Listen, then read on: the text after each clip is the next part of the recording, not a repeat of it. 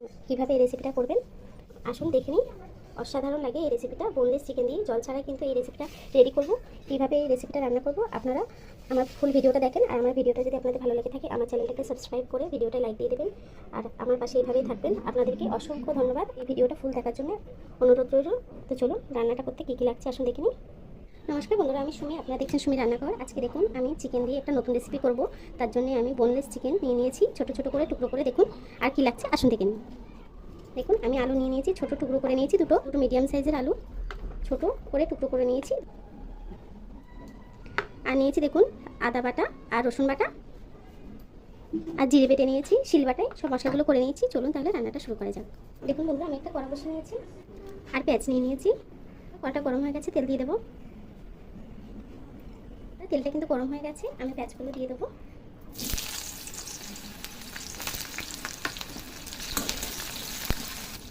দেখুন বন্ধুরা পেঁয়াজটা ভাজা হতে হতে আমি আলুগুলো দিয়ে দেবো। পেঁয়াজের মধ্যে আলুগুলো দিয়ে দিলাম। আলু আর পেঁয়াজটা ভাজা হতে হতে আমি কিন্তু চিকেনগুলো দিয়ে দেবো। চিকেনের পিসগুলো দিয়ে দিলাম।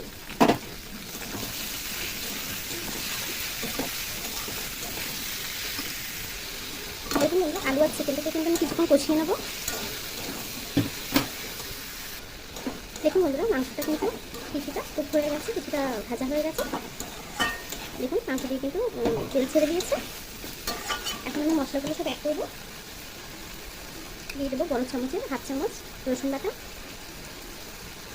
হাফ চা চামচ আদা বাটা, 1 চা চামচ জিরে বাটা,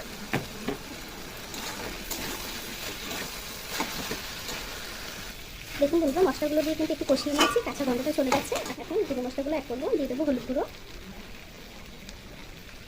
দিয়ে দেবো শুকনো লঙ্কার গুঁড়ো, আপনার কাঁচা লঙ্কা দিয়েও করতে পারেন আপনারা।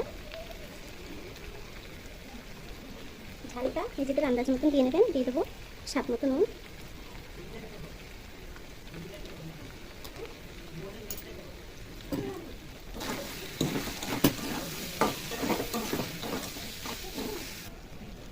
দেখুন বন্ধুরা মাংসটা কিন্তু এইভাবেই রান্না করবো। আমি কিন্তু এর মধ্যে জল অ্যাড করবো না, হালকা আছে। আমি এটাকে যতক্ষণ তেল না ছেড়ে দিচ্ছে, ভাজা ভাজা না হয়ে আসছে একটু, ততক্ষণ কিন্তু আমি রান্না করবো।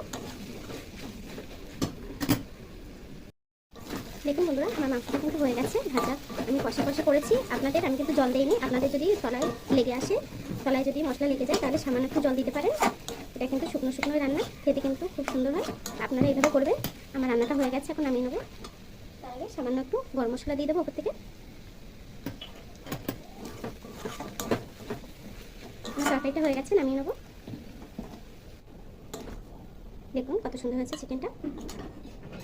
আমরা তো কষা কষা চিকেন। দেখুন